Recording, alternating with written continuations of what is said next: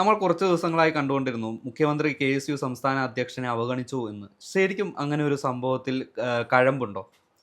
അവഗണിച്ചിരുന്നു എന്നുള്ള കാര്യം Aloysius Xavier തന്നെ ഒരു പരിധിവരെ സമ്മതിച്ചിട്ടുള്ള കാര്യമാണ്. ഇപ്പോൾ അലോഷ്യസ് സേവ്യർ ഉന്നയിച്ചിരുന്ന പ്രശ്നം എന്ന് പറയുന്നത് ഈ പറഞ്ഞ പ്ലീഡർ നിയമനവുമായി ബന്ധപ്പെട്ടുള്ള സംഭവങ്ങളാണ്. അപ്പോൾ ഈ പറഞ്ഞ കോൺഗ്രസിനൊപ്പം നിൽക്കുന്ന ഈ വിദ്യാർത്ഥി സംഘടന എന്ന നിലയിൽ KSUവിനെ പ്രതികരിച്ചുകൊണ്ട് അലോഷ്യസ് സേവ്യറിനും ഇത് സംസാരിക്കാനുള്ള എല്ലാവിധ അവകാശങ്ങളുമുണ്ട്. അപ്പോൾ നമ്മുടെ സ്വന്തം പാർട്ടി ഭരിക്കുന്നു, സ്വന്തം പാർട്ടിയുടെ മുഖ്യമന്ത്രിയായിരിക്കുന്നത് നേതാവാണ് മുഖ്യമന്ത്രി ആയിരിക്കുന്നത് എന്ന് പറഞ്ഞ് മിണ്ടാതിരിക്കാനുള്ള രീതിയൊന്നും നമ്മുടെ KSUവിന് ഇല്ലായിരുന്നത് കൊണ്ട് തന്നെ അവർ കൃത്യമായി പ്രതികരിക്കാൻ തയ്യാറാകുന്നു. ഇപ്പോൾ DYFIക്കും SFIക്കും ASFനും AYFനും ഒക്കെ ഉണ്ടാകണം എന്ന് എല്ലാവരും ആഗ്രഹിക്കുന്ന ക്വാളിറ്റികളിൽ ഒന്ന് എന്ന് പറയുന്നത് ഇത് തന്നെയാണ്. അതായത് സ്വന്തം പാർട്ടിയാണോ ഭരിക്കുന്നതാണ്, എന്നാലും അഭിപ്രായ വ്യത്യാസമുണ്ടോ, ഉണ്ട്, എന്നാൽ നിങ്ങൾ പ്രതികരിച്ചു. അതാണ് ശരിക്കും പറഞ്ഞാൽ യുവജന സംഘടന അല്ലെങ്കിൽ വിദ്യാർത്ഥി സംഘടനകളുടെ ബേസിക് കോർ വാല്യൂ എന്ന് പറയേണ്ട ഒരു കാര്യം. അപ്പോൾ അത് KSU ചെയ്തിരിക്കുന്നത്. അതിൽ പ്രത്യേകിച്ച് കൊട്ടിഘോഷിക്കാനുണ്ടോ എന്ന് ചോദിച്ചാൽ ഇല്ല, കാരണം അതൊക്കെ ബേസിക് ആയിട്ട് നമ്മൾ ചെയ്യേണ്ട ഒരു കാര്യമാണ്. ഇപ്പോൾ അലോഷ്യസ് സേവ്യർ മുഖ്യമന്ത്രിയുമായിട്ട് കൂടിക്കാഴ്ച നടത്തി. ഇതിൽ എല്ലാവരും പറഞ്ഞല്ലോ മുഖ്യമന്ത്രി കാണുന്നില്ല എന്ന്. പക്ഷെ ഇപ്പൊ മുഖ്യമന്ത്രി കണ്ടല്ലോ എന്ന് പറയുന്ന കുറെ പേരുണ്ട്. പക്ഷേ ഇത് അലോഷ്യസ് സേവ്യറിന്റെ ആ ഒരു നിലപാടിന്റെ വിജയമായിട്ട് തന്നെയാണ് ഞാൻ കാണുന്നത്. അദ്ദേഹം നിലപാടിൽ ഉറച്ചു നിന്നു. സ്വന്തം എന്താണോ പറയാനുള്ളത് അത് കൃത്യമായിട്ട് പറയാനുള്ള ഒരു ആർജവം കാണിച്ചു. നിയമനങ്ങളുമായി ബന്ധപ്പെട്ട് കുറേ വിവാദങ്ങൾ ഉണ്ടാകുന്നുണ്ട്. എനിക്ക് തോന്നുന്നു ആദ്യം നമ്മുടെ വൈദ്യുതി മന്ത്രിയായിരിക്കുന്ന സണ്ണി ജോസഫിന്റെ പേഴ്സണൽ സ്റ്റാഫിൽ വന്നൊരു നിയമനത്തിൽ തുടങ്ങി പല നിയമനങ്ങളുമായി ബന്ധപ്പെട്ട് കുറേയധികം വിവാദങ്ങൾ എയറിൽ നിൽക്കുന്ന ഒരു സാഹചര്യമാണുള്ളത്. ഇതിൽ പലതും കെട്ടടങ്ങി പോയിട്ടുണ്ടെങ്കിലും UDF സർക്കാർ അധികാരത്തിൽ വന്നതിന് ശേഷം നിയമനങ്ങളിൽ കുറെ വെള്ളം ചേർക്കുന്നുണ്ട് ഒരു നറേറ്റീവ് ഉണ്ടാകുന്നുണ്ട്. ഇതിനെല്ലാം ഒരു ക്ലാരിറ്റി ഉണ്ടാകുന്നത് വളരെ നല്ലതാണ്. തെറ്റ് പറ്റിയിട്ടുണ്ടെങ്കിൽ തിരുത്തുന്നതും നല്ലതാണ്. ഇപ്പോൾ ഈ പറയുന്നത് പോലെ ഈ പല സ്റ്റാഫുകളിലും ഇപ്പോൾ MLA-മാരുടെ സ്റ്റാഫുകളായിട്ട് അല്ലെങ്കിൽ മന്ത്രിമാരുടെ സ്റ്റാഫുകളായിട്ട് ഒരുപാട് പേരെ നിയമിച്ചിട്ടുണ്ട്. ഇപ്പോൾ KSUവിന്റെ കാര്യമാണെങ്കിലും യൂത്ത് കോൺഗ്രസിന്റെ കാര്യമാണെങ്കിലും എടുത്തു പറയാനാണെങ്കിലും പലർക്കും ഇതിൽ അഭിപ്രായ വ്യത്യാസങ്ങളുണ്ട്. അത് സത്യമായ കാര്യമാണ്. കാരണം പാർട്ടിക്ക് വേണ്ടി കൊടി പിടിച്ച പലരെയും മാറ്റി നിർത്തിക്കൊണ്ട് നൂലിൽ കെട്ടിയിറക്കി പലരെയും സ്റ്റാഫാക്കി നിയമിച്ചു എന്നുള്ളൊരു ആരോപണമൊക്കെ പലരും ഉന്നയിക്കുന്നുണ്ട്. അപ്പോൾ ഇത്തരത്തിലൊരു വിഷയം എല്ലാവർക്കും ഉണ്ടെങ്കിൽ അത് തിരുത്തപ്പെടേണ്ടിയിരിക്കുന്നു. ഇപ്പോൾ പ്ലീഡർ നിയമനവുമായി ബന്ധപ്പെട്ട് കേരളത്തിൽ ആകെ ചർച്ച ചെയ്യപ്പെടുകയും അതൊരു വലിയ വിഷയമാവുകയും ചെയ്യുന്ന സാഹചര്യം ഉണ്ടായപ്പോൾ KSU മിണ്ടാതിരുന്നിട്ടില്ല, അലോഷ്യസ് സേവ്യർ മിണ്ടാതിരുന്നിട്ടില്ല. അത് കഴിഞ്ഞ് ഇപ്പോൾ VD സതീശൻ അന്യൂരികൾ പലരും പറയുന്നൊരു സാഹചര്യം ഉണ്ടായി.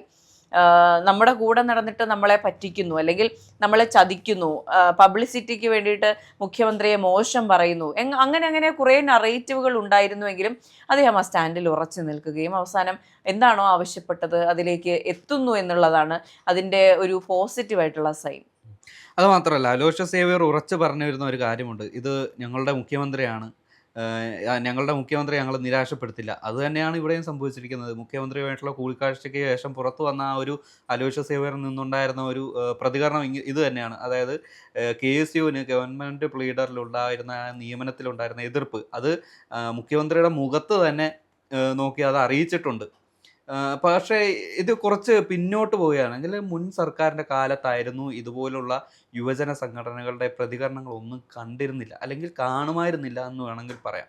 ഇപ്പോൾ PM ശ്രീ വിഷയത്തിൽ ഇതുപോലെ മുഖ്യമന്ത്രിയും വിദ്യാഭ്യാസ മന്ത്രിയും പോയി ആരെയും അറിയിക്കാതെ പോയി ഒപ്പിടുന്നു. അപ്പോൾ ആ ഒരു സമയത്ത് അധികാരത്തിലുണ്ടായിരുന്ന പാർട്ടിയുടെ യുവജന സംഘടനകളായ SFIയോ അല്ലെങ്കിൽ DYFIയും ഇതുപോലുള്ള വിഷയത്തിൽ പ്രതികരിച്ചില്ലെന്ന് മാത്രമല്ല, ഈ പ്രതികരിക്കേണ്ട നേതാക്കളെല്ലാം തികച്ചും മൗനം പാലിക്കുകയായിരുന്നു. അവർക്ക് കർശനമായ നിർദ്ദേശവും ഇതുപോലെ വന്നിരുന്നു. അതായത് ഒരു കാരണവശാലും ഇതിനെക്കുറിച്ച് വാ പോലും തുറക്കരുത് എന്ന രീതിയിൽ. അവിടെയാണ് ഒരു രണ്ട് യുവജന പ്രസ്ഥാനങ്ങളുടെ നിലപാടുകളുടെ വ്യത്യാസം ഒരു രാവും പകലും പോലെ നമ്മുടെ മുന്നിൽ തെളിയുന്നത്. അതെ, അപ്പോഴും ഈ പറയുന്ന പോലെ VD സതീശനെ എതിർക്കാൻ നിൽക്കുകയാണോ എന്നൊക്കെ ചോദിക്കുന്നത് ശുദ്ധ അപഹാസ്യകരമായിട്ടുള്ളൊരു കാര്യമാണ്. ഇപ്പോൾ ആഷിഖ് ഉന്നയിച്ചൊരു കാര്യമുണ്ട്. കഴിഞ്ഞ 10 വർഷങ്ങൾക്കിടയിൽ ഇതുപോലെ മുഖ്യമന്ത്രിയുമായി കൂടിക്കാഴ്ച നടത്തി SFI സംസ്ഥാന സെക്രട്ടറി അല്ലെങ്കിൽ സംസ്ഥാന പ്രസിഡന്റ് അല്ലെങ്കിൽ ജില്ലാ നേതൃത്വം പിണറായി വിജയനുമായി കൂടിക്കാഴ്ച നടത്തുന്നു, ഇങ്ങനെയുള്ള വാർത്തകളൊന്നും നമ്മൾ കണ്ടിട്ടില്ല. കാരണം ഒരു വിഷയത്തിലും ഇത്തരത്തിൽ മുഖ്യമന്ത്രിക്ക് എതിർത്ത് നിന്ന് സംസാരിക്കാൻ ആരും തുനിഞ്ഞിട്ടില്ല. കേരളം ഒട്ടാകെ എതിർത്ത് നിന്ന വിഷയങ്ങളിൽ പോലും ഈ പറഞ്ഞ പ്രതികരണങ്ങളൊന്നും തന്നെ ഉണ്ടായില്ല. ഇതൊക്കെ തന്നെയാണ് അടിമത്ത മനോഭാവത്തിന്റെ മാറ്റം എന്ന് പറയുന്നത്. ഇപ്പോൾ SFI സ്വന്തം പാർട്ടി, ഇപ്പൊ SFI ആണെങ്കിലും DYFI ആണെങ്കിലും സ്വന്തം പാർട്ടി പറയുന്നതാണ് സത്യം, അവർ ഓതുന്നതാണ് ആപ്തവാക്യം എന്ന് വിചാരിച്ചിരിക്കുന്നിടത്ത് നിന്ന് ഇപ്പുറത്തേക്ക് വരുമ്പോൾ KC പറയുകയാണ് ആ ചെയ്തത് ശരിയായിട്ടില്ല, അതിൽ പ്രശ്നമുണ്ട് എന്ന് പറയുമ്പോൾ അത് അംഗീകരിക്കുന്ന ഒരു നേതൃത്വം ഇവിടെ ഉണ്ട്. മുഖ്യമന്ത്രി കൂടിക്കാഴ്ചയ്ക്ക് തയ്യാറാവുകയാണ്. അതുപോലെ മാറ്റങ്ങൾ എടുക്കാൻ ഇപ്പോൾ ലൂഷ്യസ് സേവ്യർ മാധ്യമങ്ങളെ കണ്ടിരുന്നു ഈ പറഞ്ഞ കൂടിക്കാഴ്ചയ്ക്ക് ശേഷം. അദ്ദേഹം വളരെ ഹാപ്പി ആയിട്ട് വളരെ സാറ്റിസ്ഫൈഡ് ആയിട്ട് തന്നെയാണ് സംസാരിക്കുന്നത്. വെറുതെ എന്തെങ്കിലും ഓഫർ ചെയ്തിട്ടോ അല്ലെങ്കിൽ എന്തെങ്കിലും ഒരു അഡ്ജസ്റ്റ്മെന്റിന്റെ പുറത്തോ ഹാപ്പി ആയിട്ട് തിരിച്ച് കോംപ്രമൈസ് ആക്കി വരുന്ന ആളല്ല ലൂഷ്യസ് സേവ്യർ എന്ന് പറയുന്നത്. അപ്പോൾ സ്വാഭാവികമായിട്ടും അദ്ദേഹത്തിന് കൃത്യമായിട്ട് വേണ്ട ഉത്തരം ലഭിച്ചിട്ടുണ്ട് എന്ന് തന്നെയാണ് വിശ്വസിക്കുന്നത്. അതുമാത്രമല്ല, ഇപ്പോൾ ഞാൻ നേരത്തെ പറഞ്ഞ ഇടത്ത് നിന്ന് ഒന്നുകൂടി തുടങ്ങുകയാണ്. അതായത് LDF അധികാരം നഷ്ടപ്പെടുന്നു, ഈ മുഖ്യമന്ത്രി പദവിയിൽ നിന്നും പിണറായി വിജയൻ നിലത്തേക്ക് ഇറങ്ങുന്നു. അതിനുശേഷം നടന്ന SFI സമ്മേളനങ്ങളാവട്ടെ അല്ലെങ്കിൽ DYFI സമ്മേളനങ്ങളാവട്ടെ, ഇതിലെല്ലാം ഇത് യുവജന സംഘടനകളുടെ എല്ലാ സമ്മേളനങ്ങളും മുഖ്യമന്ത്രിക്കെതിരെ രൂക്ഷമായിട്ടുള്ള വിമർശനം വന്നിട്ടുണ്ട്. DYFI എന്ന് പറഞ്ഞാൽ CPMന്റെ വാലായി അല്ലെങ്കിൽ LDFന്റെ B ടീമായി എന്നുള്ള സ്വയം വിമർശനങ്ങൾ, അതും 10 വർഷത്തിന് ശേഷം അധികാരം നഷ്ടപ്പെട്ടതിന് ശേഷം പറയാൻ വേണ്ടി മാത്രമാണ് ഇവരുടെ നാവ് പൊന്തിയതും ധൈര്യം വന്നത്. അതിനു മുമ്പൊന്നും ഇതുപോലൊരു പ്രതികരണം നടത്താനോ ഇതുപോലൊരു നേതാക്കൾ മുഖ്യമന്ത്രിക്കെതിരെയോ അല്ലെങ്കിൽ സ്വന്തം പാർട്ടി ഭരിച്ചിരുന്ന സർക്കാരിനെതിരെ ഒരു അക്ഷരം പോലും പറയാനായിട്ടുള്ള ഒരു സ്വാതന്ത്ര്യം അവർക്കുണ്ടായിരുന്നില്ല. കാരണം അവരുടെ അവകാശത്തെ അല്ലെങ്കിൽ അഭിപ്രായ സ്വാതന്ത്ര്യത്തെ ഈ പാർട്ടി തന്നെ നിയന്ത്രിച്ചിരുന്നു എന്നുള്ളതിൻ്റെ വ്യക്തമായിട്ട് തെളിവാണ് ഈ ഏറ്റവും അവസാനമായി പുറത്തു വന്ന സ്വയം വിമർശനങ്ങൾ.